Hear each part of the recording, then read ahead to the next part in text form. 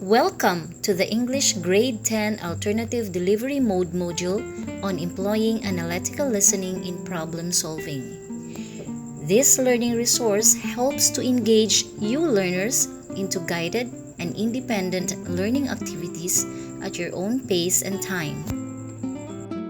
After going through this module, you are expected to first, recognize the problem in the material listened to. Second, describe the clues from the material listened to solve the problem. And third, employ analytical listening in problem solving. Let us begin with what I know.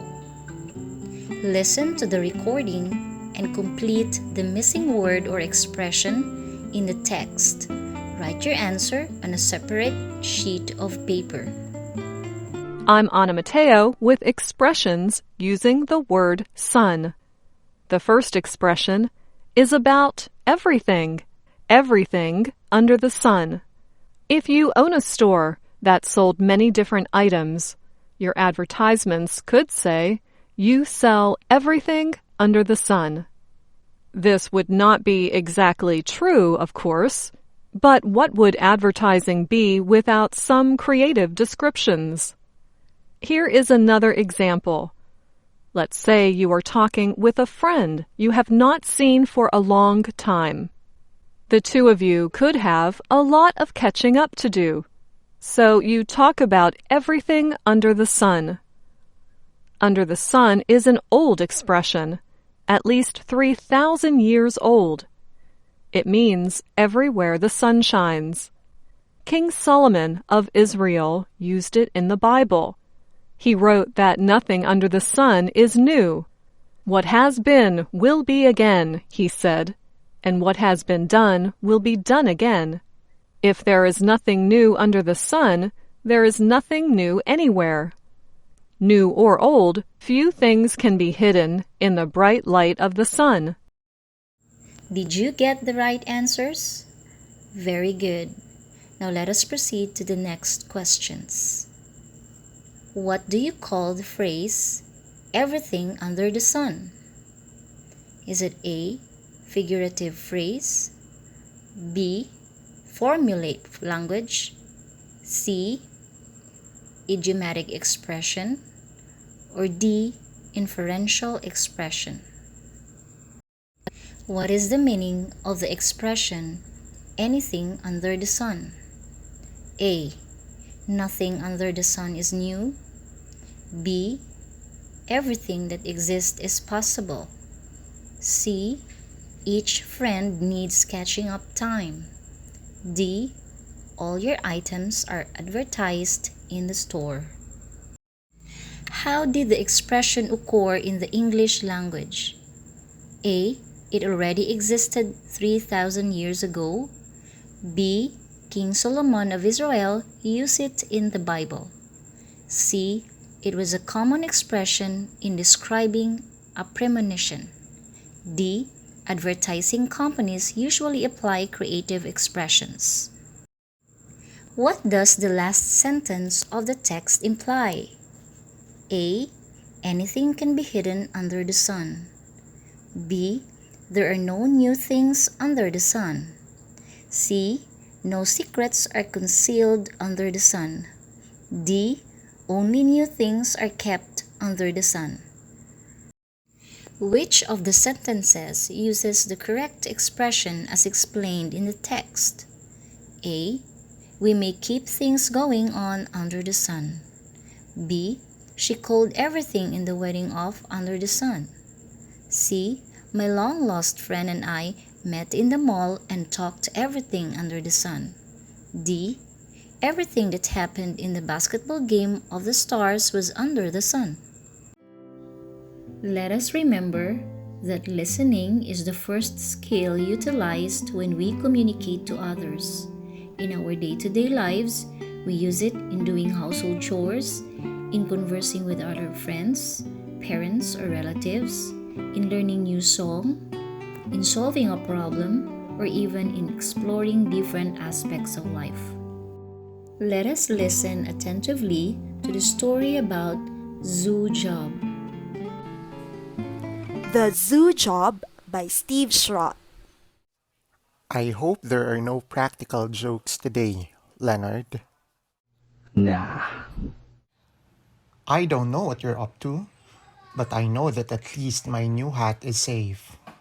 I know you would never repeat the same practical joke twice. I'll just see you around. Roger met three student interns wearing name tags. The zoo manager asked him to show them around and figure out who would be the best employee for the summer. The zoo could only afford one of them. Roger was happy to do it as he knew the qualities that the zoo needed. They wanted someone who was knowledgeable, cooperative, and loved animals. Hello, everyone. Today we are going to feed a couple of the animals, and the four of us will get to know one another. That way, I can tell who is most suited to the job. I hope we're going to finish this fast. I have to go to a baseball game. It'll take about an hour. What time's your game? About 4. Should be okay, unless we go into extra innings. You guys care what time we finish? No, I don't have to give blood till 7, and I can do my volunteer work at the church after that. What are you, some kind of saint? Just trying to do my part. How about you, Henry?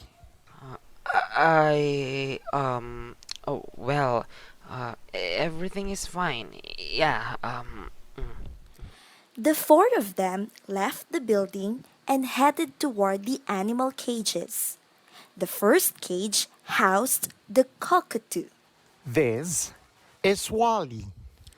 Roger opened a door beside the cage and led the students into a room with a small fridge. He asked Henry to open the fridge and remove a plate of cut fruit and some bird seed.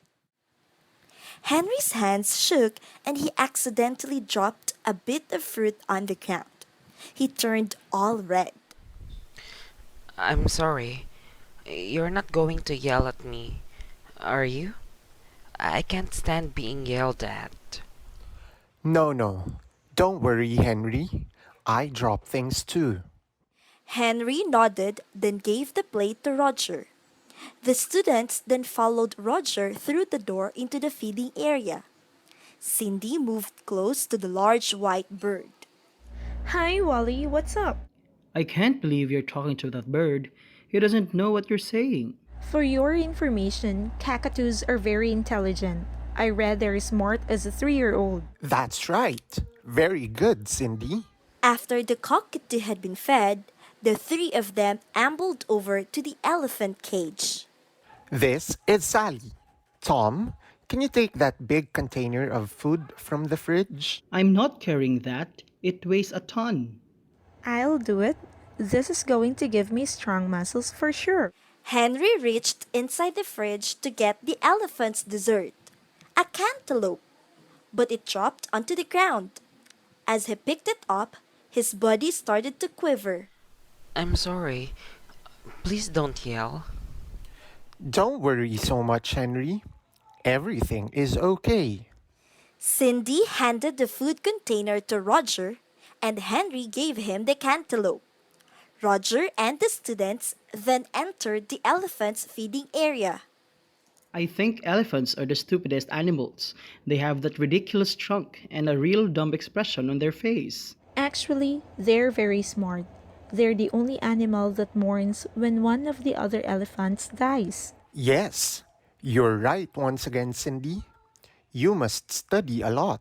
I love animals and like to know everything about them. Once the elephants were fed, Roger and the three students walked over to the chimpanzee area. This is Harriet and Charlie. Then, Roger had Henry remove the plate of food from the fridge. This time, Henry didn't drop a thing. Good work, Henry. Thanks. Roger was about to take the plate into the feeding area when he remembered his hat. He was worried that one of the chimps might take it. He didn't want to lose another hat, so he put it on the top of the fridge. Then he took the plate from Henry and went into the feeding area with the students. Harriet had been swinging on a small trapeze in the cage, but when she spotted Roger, she raced over to him, still wearing his hat. I bet she doesn't have a brain in her head. You're wrong. Chimpanzees are the only animals that can make tools. Tools? What does he do? Make a hammer? No, they sharpen sticks so that they can get the ants out of the dirt and eat them. That's disgusting. Charlie looks so sad. I think he's upset that he doesn't have a hat like Harriet. As soon as they exited the feeding area, Roger felt a tap on his shoulder. It was Leonard. Hey, Len. Everyone, this is Leonard. He's another zookeeper. Hi. Hey, it's 3:30. Are we going to be finished soon? Yeah, I think that's it for today. Roger went to get the hat that he'd left on the fridge, but it wasn't there. Suddenly, he heard screams of laughter from Leonard and the students. Oh no! Another chimp got my hat. I'm not mad, but I want to know who had done it. Is it one of the students or Leonard? If it is Leonard, that is one thing.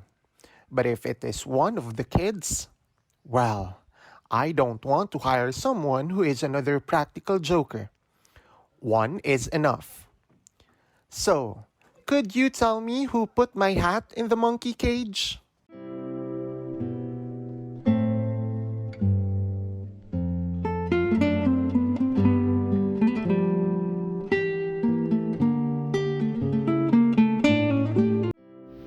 Let us continue with our activity, Snapshot.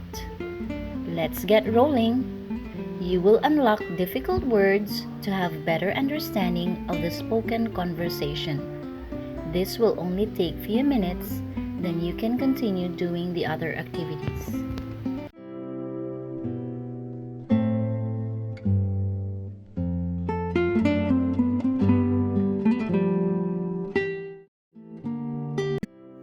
Before we solve the problem of Roger, let us remember these terms.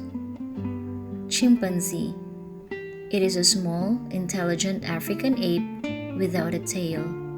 It is also called monkey or ape. Trapeze. A short bar hanging high up in the air from two ropes that acrobats use to perform special movements. It is also called swing or bar. Extra innings. It is the continuation or extension of an activity beyond the set time. It is also called round or shot. Amble means to walk in a slow and relaxed way. It also means loiter, wander, or stroll. Cantaloupe, a type of melon with a thick skin that is round and has yellow or green skin and sweet orange flesh.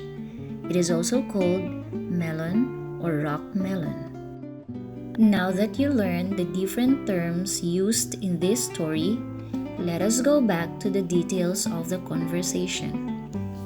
Can you name the culprit? Is it Tom? Cindy? Is it Henry?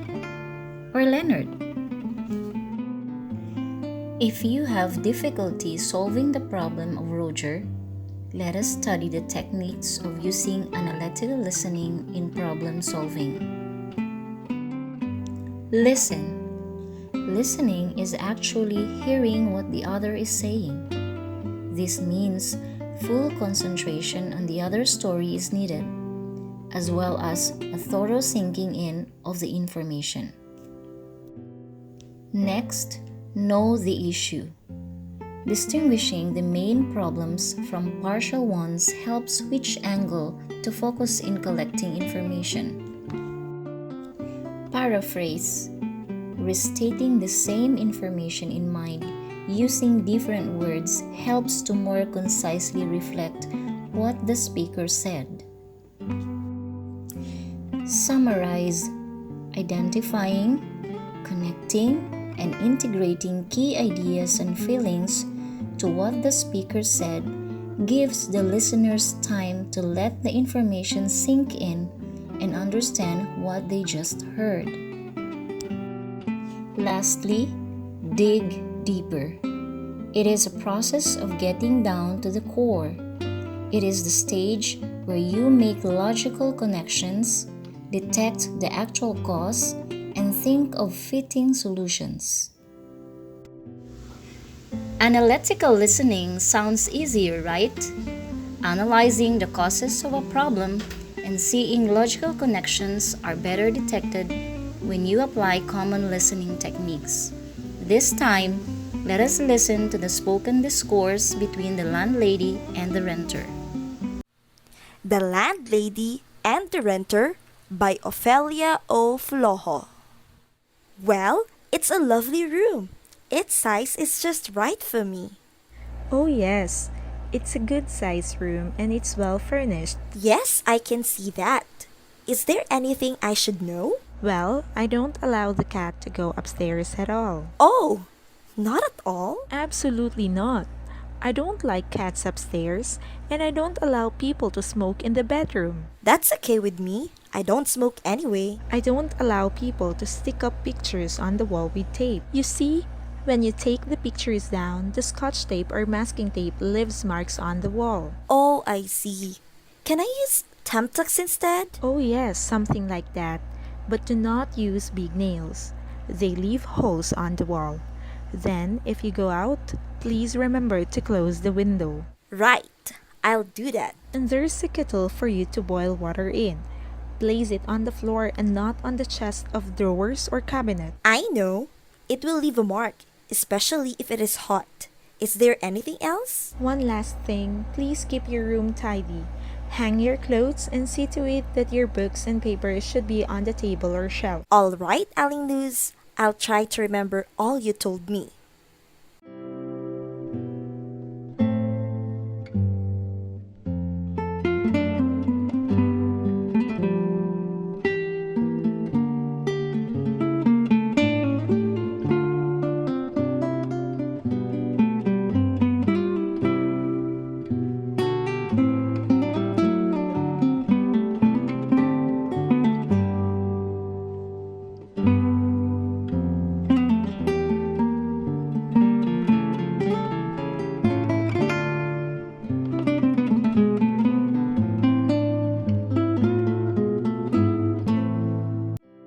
Now, let us do the outside the box activity. After knowing the issues, create a dialogue that shows a solution to the problem.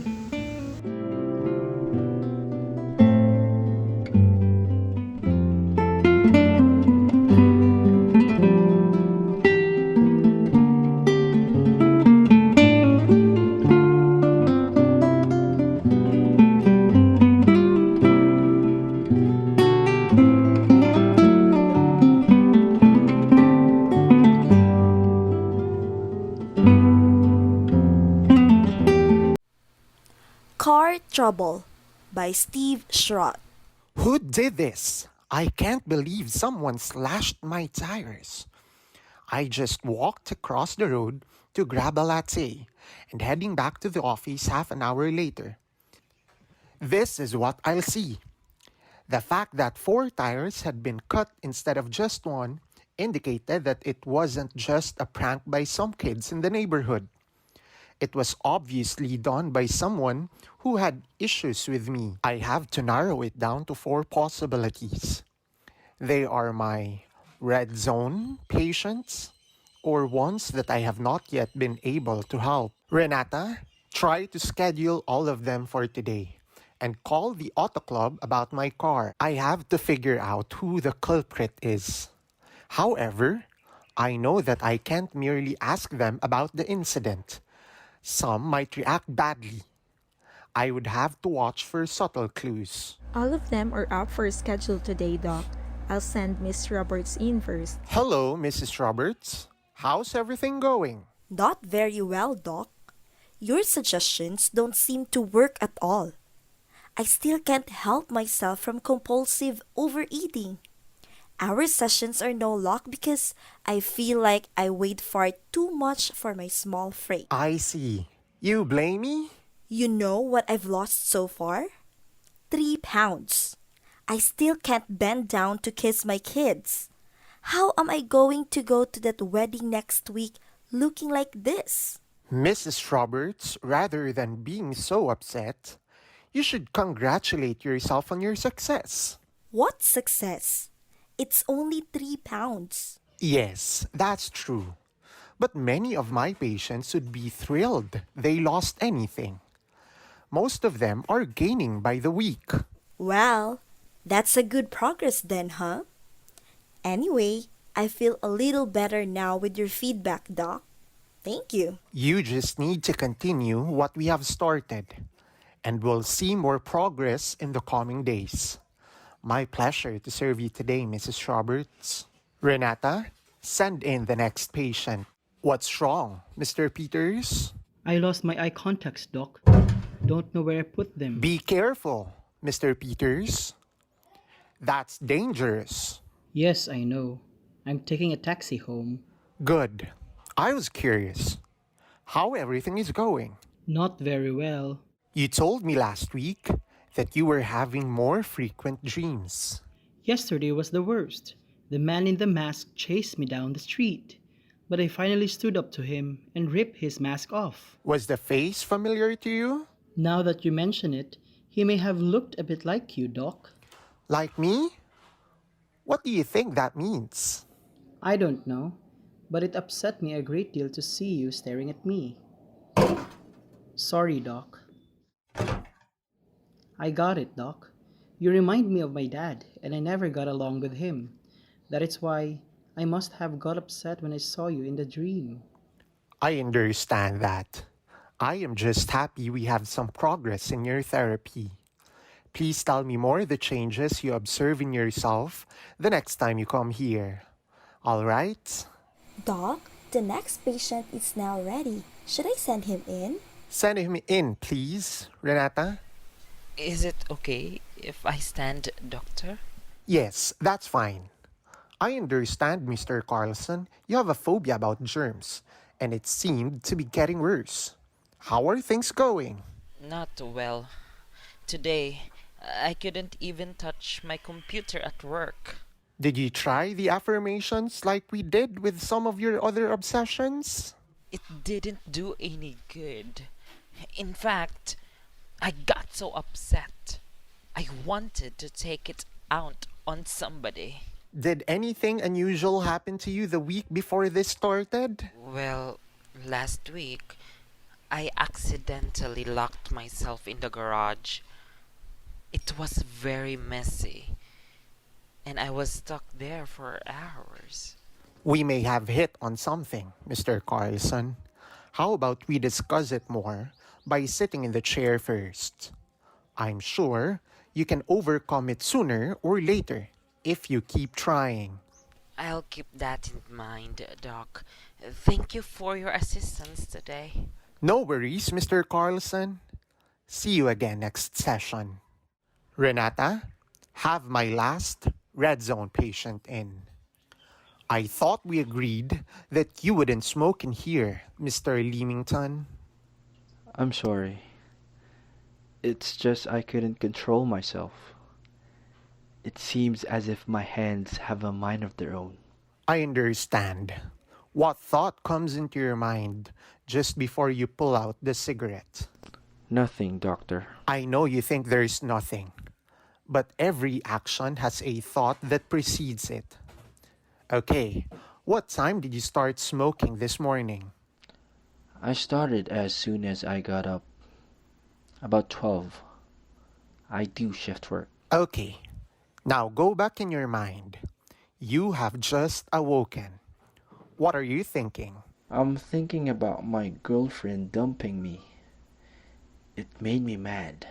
So, perhaps you felt that the cigarette would help you feel better. Is that correct? Yes, I think you're right. Good work. I think we're on to something. I will give you some other tactics which you could try after the end of our session. Thank you, Doc. No problem, Mr. Leamington. Till next meeting. Now that I have talked to them, I can figure out which of my patients had slashed my tires. Could you help me solve it? That ends our activity for today.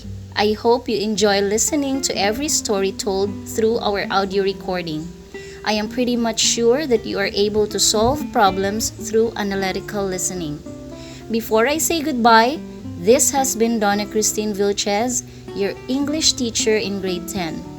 Assessment shall follow, so please listen carefully to each audio clip before you answer the given questions.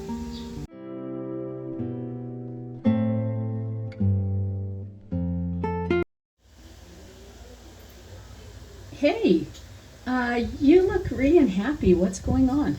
You don't want to know. Okay, see ya. Wait. Why are you walking away? Well, you said I didn't want to know. No, wait. You see, my parents really don't love me. What do you mean? When I met them last week, they seemed really caring. You don't understand. You see, I want a new smartphone. I mean, I need one, and my parents won't buy me it. Excuse me, but don't you already have an iPhone? Man, yeah, but it's 3 months old, and it has a small scratch on it. Where? Let Look, me look. see. Let me see. Look. I don't see a scratch. Look right here. Dad, You see it? it's just a speck of dust. Anyway, and my other phone. What? You have two phones? That's beside the So, point. so did your parents give you a reason for not buying you a new phone? Not a good one. Only something about being self-reliant and not being so What? entitled or something like that. And now they want me to work on the neighbor's farm to pay for it. Good idea. It's not fair. Hey, I think I know the problem. What? Take a look in the mirror. You'll see both the problem and the solution. You're no help.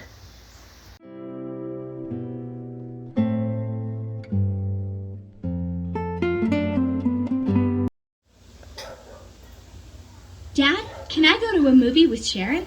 Yeah, sure. But wait, weren't you supposed to get a report card sometime this past week?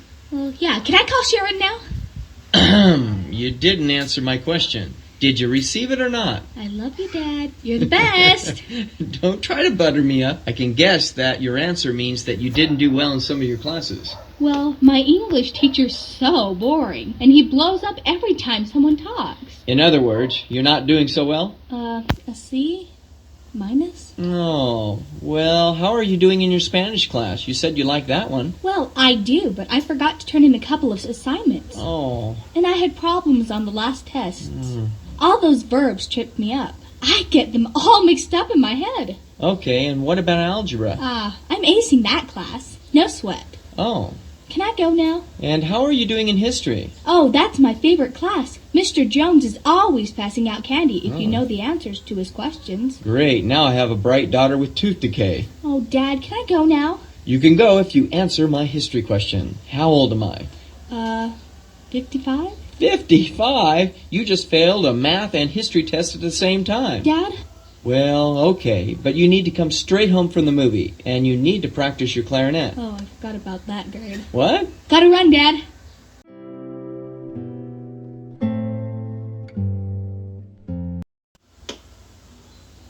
So, have you found a job yet? No, but I have a few leads, so things are looking up. But isn't that what you always say? Yeah, but this time is different. Well, what are you looking for this time then? Actually, I want to work for a web hosting company. Well, what would you do there? Well, in a nutshell, web hosting companies provide space for people to store and run their websites. Does it sound like I know what I'm talking about? Oh, yeah, sort Well, of. and then, sort of, well, they allow people to run their websites without having to buy or maintain their own servers. And I'd like to work in technical support, helping customers resolve computer-related problems with their sites. And I'm a good communicator. So, how's the pay for that kind of job? Well, most people I know start out with a very reasonable salary, you can earn pay increases depending on your performance. So, what about benefits? Oh, the benefits are pretty good. They provide health insurance, 2 weeks paid vacation a year, and opportunities for advancement. And in the end, I'd like to work in a management position. You know, sitting back, enjoying the view out of the 20th story window of the office building, something like that. Well, is there any long-term security in a job like that? Hard to tell.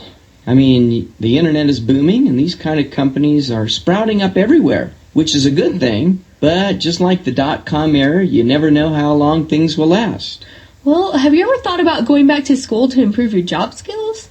Wait, what are you suggesting? Well, you know, more training might help you land a better job. Well, are you trying to say something about my current job? I mean, is there something going on here? I mean, what are you saying? Well, you know, you did drop out of college. I know, but I don't know. I'm just seeing my current job at McDonald's as a step up.